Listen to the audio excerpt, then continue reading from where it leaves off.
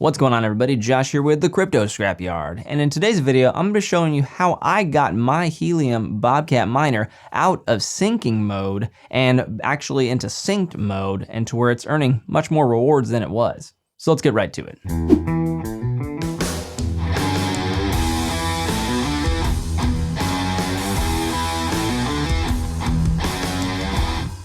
Whenever you first load up your Bobcat Miner, a lot of things that you'll read online are just saying to wait it out. It'll fix itself in 3 to 7, 14 days. Now, while that has some slight truth to it, there are things to do that can help speed up the process that may be confusing to the average person. Some of the typical problems you'll see when you plug in a device and get it on the Helium chain is that it'll either say it's syncing for a very long time or that it's in relayed mode. Well, in this video, I'm going to show you what I did to get my device fully synced with the Helium blockchain. When your device is syncing, that means that it just needs to catch up with the current block that's being created on the blockchain. Blocks are being created all the time, so your device has to go through fast enough to catch up to the most recent blocks in order for it to be fully synced. The easiest way to see how your syncing progress is going is to log into your Bobcat using the Bobcat Diagnoser page. You access this page by opening up a browser and typing in your Bobcat's IP address. You do have to be on the same network that your Bobcat is on, whether it's Wi-Fi or LAN. If you don't know your Bobcat's IP address, you can always find that a couple of different ways. One of the ways is by connecting your Bobcat through your Bluetooth on your phone through the Helium app. Select your miner and press the little gear icon. Then select the pair button under the diagnostic section at the bottom. You should see your device, and when you do, select it and then you can view the report. On this report, you'll see your IP address of your miner. After you have that information, load up a browser on your computer and enter the IP address. If nothing comes up, the first thing you want to do is make sure that your computer and Bobcat are officially on the same network.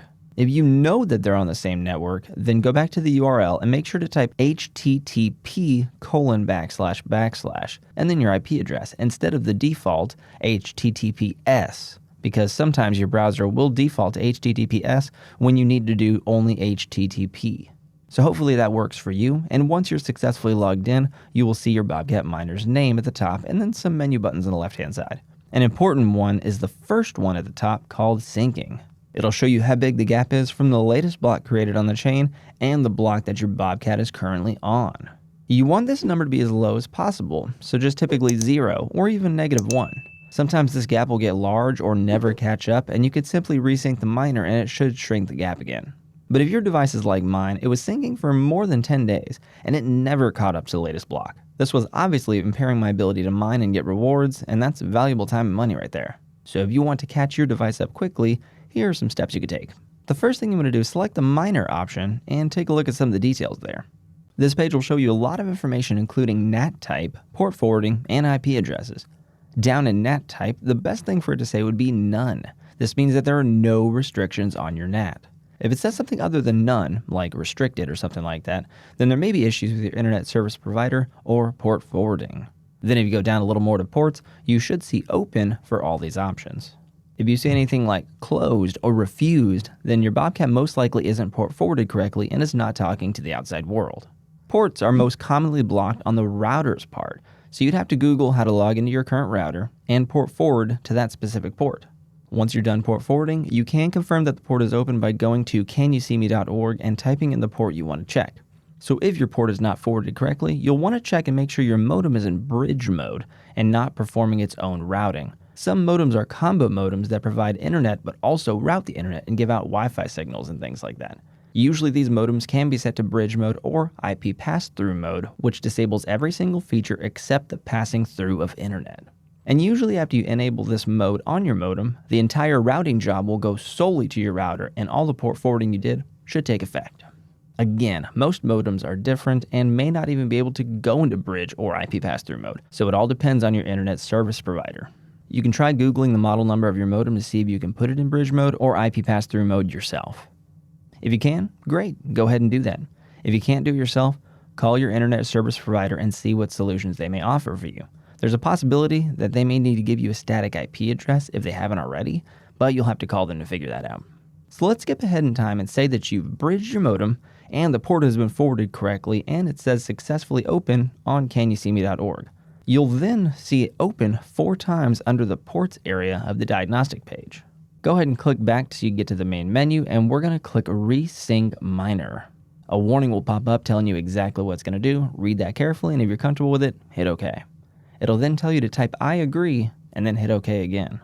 And this process takes about 5 minutes, so look at your clock and come back 5 minutes later. Once 5 minutes is passed, go ahead and cancel out of any pop-up windows and refresh the page. Now take a look at your block app at the top there, and if it's still not around 300 or less, then we're going to choose the reset miner option. Same thing, a pop-up box will tell you exactly what's going to happen, and if you're comfortable with it, hit OK. Then type I agree, hit OK again, and wait for this process to finish. It'll also take about 5 minutes, so take note of your time on your clock and come back about 5 minutes later. Once you're back, cancel out of any pop-up windows and refresh the page again. Take a look at your blocks at the top, and if it's not really low, like 0 to 100 or so, then we're going to select Fast Sync. Again, by selecting this, it'll tell you exactly what it's going to do, and hit OK. Type I agree, hit OK again.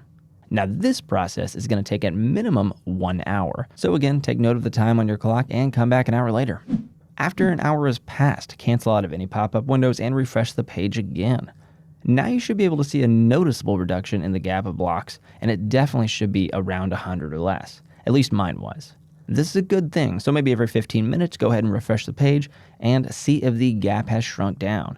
If it did go down, awesome. All that means is that you'll just have to wait a little bit longer and the block will eventually catch up to the latest one. I had to wait about an hour to an hour and a half for my gap to get reduced all the way to 0. So after all that time, I pressed refresh and we can clearly see that my device is now synced. This is excellent news because that means your device can now continue finalizing until it starts acting normal on the blockchain again, allowing you to mine and everything.